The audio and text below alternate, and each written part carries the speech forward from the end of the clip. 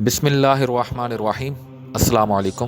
آپ دیکھ رہے ہیں علم عالم ود عباسی۔ گزشتہ ہم نے احادیث 180 تک پڑھی تھی۔ آج ہم 181 سے کچھ آگے پڑھتے ہیں۔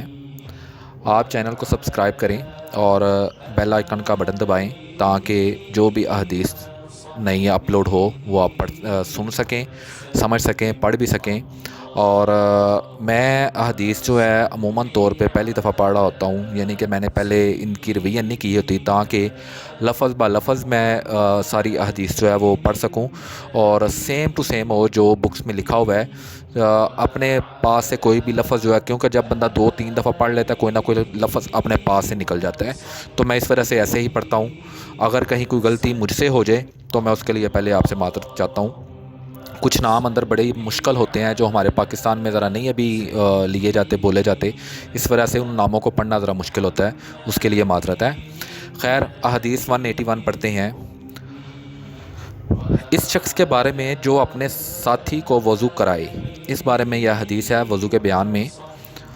ہم سے محمد بن سلام نے بیان کیا، کہا ہم کو یزید بن ہارون نے یحییٰ سے خبر دی، وہ موسیٰ بن عقبہ سے، وہ قریب ابن عباس کے آزاد کردہ غلام سے، وہ اسامہ بن زید سے نقل کرتے ہیں کہ رسول اللہ صلی اللہ علیہ وآلہ وسلم جب عرفہ سے لوٹے تو پہاڑ کی گھاٹی کی جانب مڑ گئے اور رفع حاجت کی۔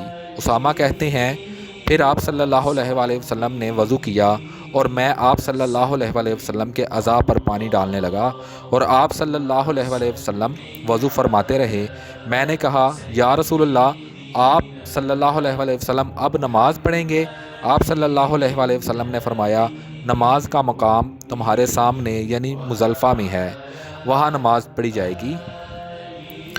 حدیث نمبر 182 ہے اس شخص کے بارے میں جو اپنی ساتھی کو وضو کرائے، یہ بھی اسی حدیث کے بارے میں ہے، وضو کے بیان میں ہے۔ ہم سے عمرو بن علی نے بیان کیا، انہوں نے کہا ہم سے عبد الوہاب نے بیان کیا، انہوں نے کہا میں نے یحییٰ بن سعید سے سنا، انہوں نے کہا مجھے سعد بن ابراہیم نے نافع بن جبیر بن مطعم سے بتلایا، انہوں نے عروہ بن مغیرہ بن شیبہ سے سنا، وہ مغیرہ بن شیبہ رضی اللہ تعالیٰ عنہ سے نقل کرتے ہیں کہ وہ ایک سفر میں رسول اللہ صلی اللہ علیہ وآلہ وسلم کے ساتھی تھے، وہاں آپ رفع حاجت کے لیے تشریف لے گئے۔ جب آپ واپس آئے، آپ صلی اللہ علیہ وآلہ وسلم نے وضو شروع کیا تو مغیرہ بن شیبہ آپ کے اعضاء وضو پر پانی ڈالنے لگے۔ آپ صلی اللہ علیہ وآلہ وسلم وضو کر رہے تھے، آپ صلی اللہ علیہ وآلہ وسلم نے اپنے منہ اور ہاتھوں کو دھویا، سر کا مسح کیا اور موضوعوں پر مسح کیا، یعنی کہ اس سے ثابت ہوتا ہے کہ موضوع کے اوپر مسح کرنا جائز ہے۔ حدیث نمبر 183 ہے بے وضو ہونے کی حالت میں تلاوت قرآن کرنا وغیرہ جو جائز ہے، ان کا بیان وضو کے بیان میں ہی ہے۔ حدیث نمبر صحیح بخاری کی۔ ہم سے اسماعیل نے بیان کیا، کہا مجھ سے امام مالک نے مخرمہ بن سلمان کے واسطے سے نقل کیا، وہ قریب ابن عباس رضی اللہ تعالیٰ عنہ کے آزاد کردہ غلام سے نقل کرتے ہیں کہ عبداللہ بن عباس رضی اللہ تعالیٰ عنہ نے انہیں خبر دی ہے کہ انہوں نے ایک رات رسول اللہ صلی اللہ علیہ وآلہ وسلم کی زوجہ مطہرہ اور اپنی خالہ میمونہ رضی اللہ تعالیٰ عنہ کے گھر میں گزاری۔ وہ فرماتے ہیں کہ میں تکیہ کے عرض یعنی گوشہ کی طرف لیٹ گیا اور رسول اللہ صلی اللہ علیہ وآلہ وسلم اور آپ کی اہلیہ نے معمول کے مطابق تکیہ کی لمبائی پر سر رکھ کر آرام فرمایا۔ رسول اللہ صلی اللہ علیہ وآلہ وسلم سوتے رہے اور جب آدھی رات ہو گئی یا اس سے کچھ پہلے یا اس کے کچھ بعد آپ بیدار ہوئے اور اپنے ہاتھوں سے اپنی نیند کو دور کرنے کے لیے آنکھیں ملنے لگے۔ پھر آپ صلی اللہ علیہ وآلہ وسلم نے سورۃ العمران کی آخری 10 آیتیں پڑھیں، پھر ایک مشکیزہ کے پاس جو چھت میں لٹکا ہوا تھا آپ کھڑے ہو گئے اور اس سے وضو کیا خوب اچھی طرح، پھر کھڑے ہو کر نماز پڑھنے لگے۔ ابن عباس رضی اللہ تعالیٰ عنہ کہتے ہیں کہ میں نے بھی کھڑے ہو کر اسی طرح کیا جس طرح آپ صلی اللہ علیہ وآلہ وسلم نے وضو کیا تھا، پھر جا کر میں بھی آپ کے پہلو مبارک میں کھڑا ہو گیا۔ آپ نے اپنا داہنا ہاتھ میرے سر پر رکھا اور میرا داہنا کان پکڑ کر اسے مروڑنے لگے، پھر آپ صلی اللہ علیہ وآلہ وسلم نے 2 رکعتیں پڑھی، اس کے بعد پھر 2 رکعتیں پڑھی، پھر 2 رکعتیں پڑھی، پھر 2 رکعتیں، پھر 2 رکعتیں، پھر 2 رکعتیں پڑھ کر اس کے بعد آپ نے وطر پڑھا اور لیٹ گئے۔ پھر جب مؤذن آپ صلی اللہ علیہ وسلم کے پاس آیا تو آپ نے اٹھ کر 2 رکعت معمولی طور پر پڑھی، پھر باہر تشریف لا کر صبح کی نماز پڑھی۔ یہ سو کر اٹھ کے جو اپنے چہرے کے اوپر، آنکھوں کے اوپر ہاتھ ملنا ہے، اگر یہ آپ اس کا تجربہ کیجئے گا، صبح جب اٹھتے ہیں، اٹھتے ساری اپنے دونوں ہاتھوں کو اپنے فیس کے اوپر ملیں اور اپنی آنکھوں کے اوپر ملیں، بہت سکون ملتا ہے، نیند جو ہے وہ ختم ہو جاتی ہے، بندہ فریش ہو جاتا ہے، چہرہ جو ہے وہ روشن ہوتا ہے اس سے۔ حضور صلی اللہ علیہ وسلم کی یہ سنت بھی ہے اور یہ کر کے بھی دیکھیں، بڑا مزہ آتا ہے۔ حدیث نمبر 184 ہے اس بارے میں کہ بعض علماء کے نزدیک صرف بے ہوشی کے شدید دورہ ہی سے وضو ٹوٹتا ہے۔ اس بارے میں ہے یہ، ہم سے اسماعیل نے بیان کیا، کہا مجھ سے امام مالک نے ہشام بن عروہ کے واسطے سے نقل کیا، وہ اپنی بیوی فاطمہ سے، وہ اپنی دادی اسماء بنت ابی بکر سے روایت کرتی ہیں، وہ کہتی ہیں کہ میں رسول اللہ صلی اللہ علیہ وسلم کی زوجہ محترمہ عائشہ رضی اللہ تعالیٰ عنہ کے پاس ایسے وقت میں آئی جب کہ سورج کو گہن لگ رہا تھا اور لوگ کھڑے ہو کر نماز پڑھ رہے تھے۔ کیا دیکھتی ہوں وہ بھی کھڑے ہو کر نماز پڑھ رہی ہیں۔ میں نے کہا کیا لوگوں کو کیا ہو گیا ہے؟ تو انہوں نے اپنے ہاتھ سے آسمان کی طرف اشارہ کر کے کہا سبحان اللہ۔ میں نے کہا کیا یہ کوئی خاص نشانی ہے؟ تو انہوں نے اشارے سے کہا کہ ہاں، تو میں بھی آپ کے ساتھ نماز کے لیے کھڑی ہو گئی۔ آپ نے اتنا فرمایا کہ مجھ پر غشی طاری ہونے لگی اور میں اپنے سر پر پانی ڈالنے لگی۔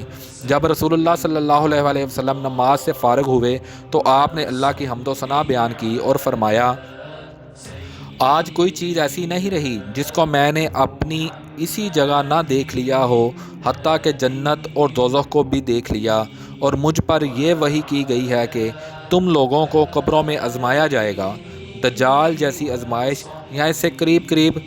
راوی کا بیان ہے کہ میں نہیں جانتی کہ اسما نے کون سا لفظ کہا، تم میں سے ہر ایک کے پاس اللہ کے فرشتے بھیجے جائیں گے اور ان سے کہا جائے گا کہ تمہارا اس شخص یعنی محمد مصطفیٰ صلی اللہ علیہ وسلم کے بارے میں کیا خیال ہے؟ پھر اسما نے لفظ ایماندار کہا یا یقین رکھنے والا کہا، مجھے یاد نہیں۔ بہرحال وہ شخص کہے گا کہ محمد مصطفیٰ صلی اللہ علیہ وسلم اللہ کے سچے رسول ہیں، وہ ہمارے پاس نشانیاں اور ہدایت کی روشنی لے کر آئے، ہم نے اسے قبول کیا، ایمان لائے اور آپ کی اتباع کی۔ پھر اس سے کہہ دیا جائے گا تو سو جا، در حالی کہ تو مرد صالحہ ہے اور ہم جانتے ہیں کہ تو مومن ہے۔ اور بہرحال منافق یا شکی آدمی اسما نے کون سا لفظ کہا، مجھے یاد نہیں۔ جب اس سے پوچھا جائے گا کہے گا کہ میں کچھ نہیں جانتا، میں نے لوگوں کو جو کہتے سنا وہی میں نے بھی کہہ دیا۔ حدیث نمبر 185 ہے اس بارے میں کہ پورے سر کا مسح کرنا ضروری ہے کہ نہیں ہے۔ وضو کے بیان میں یہ حدیث ہے۔ ہم سے عبداللہ بن یوسف نے بیان کیا، انہوں نے کہا ہم کو امام مالک نے عروہ بن یحییٰ المازنی سے خبر دی، وہ اپنے باپ سے نقل کرتے ہیں کہ ایک آدمی نے عبداللہ بن زید رضی اللہ تعالیٰ عنہ جو عروہ بن یحییٰ کے دادا ہیں سے پوچھا کہ کیا آپ مجھے دکھا سکتے ہیں کہ رسول اللہ صلی اللہ علیہ وسلم نے کس طرح وضو کیا ہے؟ عبداللہ بن زید رضی اللہ تعالیٰ عنہ نے کہا کہ ہاں۔ پھر انہوں نے پانی کا برتن منگوایا، پہلے پانی اپنے ہاتھوں پر ڈالا اور 2 مرتبہ ہاتھ دھوئے، پھر 3 مرتبہ کلی کی، 3 بار ناک صاف کی، پھر 3 دفعہ اپنا چہرہ دھویا، پھر کوہنیوں تک اپنے دونوں ہاتھ 2 مرتبہ دھوئے، دونوں ہاتھوں کو 2 مرتبہ دھویا کوہنیوں تک، پھر اپنے دونوں ہاتھوں سے اپنے سر کا مسح کیا۔ اس طور پر اپنے ہاتھ پہلے آگے لائے پھر پیچھے لے گئے، مسح سر کے ابتدائی حصے سے شروع کیا، پھر دونوں ہاتھ گدی تک لے جا کر وہی واپس لائے جہاں سے مسح شروع کیا تھا، پھر اپنے پیر دھوئے۔ یعنی کہ مسح جو ہے وہ سر سے پہلے سے شروع کر کے لاسٹ تک لے کے جانے کا نام نہیں ہے، اس کو واپس بھی لے کے ہاتھ کو آنا چاہیے، جو کہ اکثر اوقات ایسا نہیں ہوتا۔ حدیث نمبر 186 ہے اس بارے میں کہ ٹخنوں تک پاؤں دھونا ضروری ہے کہ نہیں۔ ہم سے موسیٰ نے بیان کیا، انہوں نے کہا ہم سے وہیب نے بیان کیا، انہوں نے عمرو سے، انہوں نے اپنے باپ یحییٰ سے خبر دی، انہوں نے کہا میری موجودگی میں عمرو بن حسن نے عبداللہ بن زید رضی اللہ تعالیٰ عنہ سے رسول اللہ صلی اللہ علیہ وآلہ وسلم کے بارے میں وضو کے بارے میں پوچھا، تو انہوں نے پانی کا تشت منگوایا اور ان پوچھنے والوں کے لیے رسول اللہ صلی اللہ علیہ وآلہ وسلم کا سا وضو کیا۔ پہلے تشت سے اپنے ہاتھوں پر پانی گرایا، پھر 3 بار ہاتھ دھوئے، پھر اپنا ہاتھ تشت میں ڈالا اور پانی لیا، پھر کلی کی، ناک میں پانی ڈالا، ناک صاف کی 3 چلوؤں سے، پھر اپنا ہاتھ تشت میں ڈالا اور 3 مرتبہ منہ دھویا، پھر اپنے دونوں ہاتھ کونیوں تک 2 بار دھوئے، پھر اپنا ہاتھ تشت میں ڈالا اور سر کا مسح کیا، پہلے آگے لائے پھر پیچھے لے گئے 1 بار، پھر ٹخنوں تک اپنے دونوں پاؤں دھوئے۔ حدیث نمبر 187 ہے، یہ اس بارے میں ہے لوگوں کے وضو کا بچا ہوا پانی استعمال کرنا۔ ہم سے آدم نے بیان کیا، انہوں نے کہا ہم سے شیبہ نے بیان کیا، انہوں نے کہا ہم سے حکم نے بیان کیا، انہوں نے ابو حذیفہ رضی اللہ تعالیٰ عنہ سے سنا، وہ کہتے تھے کہ ایک دن رسول اللہ صلی اللہ علیہ وآلہ وسلم ہمارے پاس دوپہر کے وقت تشریف لائے تو آپ صلی اللہ علیہ وآلہ وسلم کے لیے وضو کا پانی حاضر کیا گیا، جس سے آپ صلی اللہ علیہ وآلہ وسلم نے وضو فرمایا۔ لوگ آپ صلی اللہ علیہ وآلہ وسلم کے وضو کا بچا ہوا پانی لے کر اسے اپنے بدن پر پھیرنے لگے۔ آپ صلی اللہ علیہ وآلہ وسلم نے ظہر کی 2 رکعتیں ادا کیں اور عصر کی بھی 2 رکعتیں، اور آپ صلی اللہ علیہ وآلہ وسلم کے سامنے آڑ کے لیے ایک نیزہ تھا۔ اور ایک دوسری حدیث میں ابو موسیٰ اشعری رضی اللہ تعالیٰ عنہ کہتے ہیں کہ نبی اکرم صلی اللہ علیہ وآلہ وسلم نے ایک پیالہ منگوایا جس میں پانی تھا، اس سے آپ صلی اللہ علیہ وآلہ وسلم نے اپنے ہاتھ دھوئے اور اسی پیالے میں منہ دھویا اور اس میں کلی فرمائی، پھر فرمایا تو تم لوگ اس کو پی لو اور اپنے چہروں اور اپنے سینوں پر ڈال لو۔ حدیث نمبر 188 ہے لوگوں کے وضو کا بچا ہوا پانی استعمال کرنا، یہ بھی اسی بارے میں ہے۔ ایک اور حدیث میں ہے ابو موسیٰ اشعری رضی اللہ تعالیٰ عنہ کہتے ہیں کہ نبی اکرم صلی اللہ علیہ وآلہ وسلم نے ایک پیالہ منگوایا جس میں پانی تھا، اس سے آپ صلی اللہ علیہ وآلہ وسلم نے اپنے ہاتھ دھوئے اور اسی پیالے میں منہ دھویا اور اس میں کلی فرمائی، پھر فرمایا تو تم لوگ اس کو پی لو اور اپنے چہروں پر سینوں پر ڈال لو۔ حدیث نمبر 189 ہے لوگوں کے وضو کا بچا ہوا پانی استعمال کرنا، یہ بھی اسی بارے میں ہے۔ ہم سے علی بن عبداللہ نے بیان کیا، کہا ہم سے یعقوب بن ابراہیم بن سعد نے، کہا ہم سے میرے باپ نے، انہوں نے صالحہ سے سنا، انہوں نے ابن شہاب سے کہا، انہیں محمود بن الربیع نے خبر دی۔ ابن شہاب کہتے ہیں کہ محمود وہی ہیں کہ جب وہ چھوٹے تھے تو رسول اللہ صلی اللہ علیہ وآلہ وسلم نے ان ہی کے کنویں کے پانی سے ان کے منہ میں کولی ڈالی تھی، اور عروہ نے اسی حدیث کو مسعور وغیرہ سے بھی روایت کیا ہے، اور ہر ایک راوی ان دونوں میں سے ایک دوسرے کی تصدیق کرتے ہیں کہ جب رسول اللہ صلی اللہ علیہ وآلہ وسلم وضو کرتے تو آپ صلی اللہ علیہ وآلہ وسلم کے بچے ہوئے وضو کے پانی پر صحابہ رضی اللہ تعالیٰ عنہ جگڑنے کے قریب ہو جاتے تھے۔ سبحان اللہ۔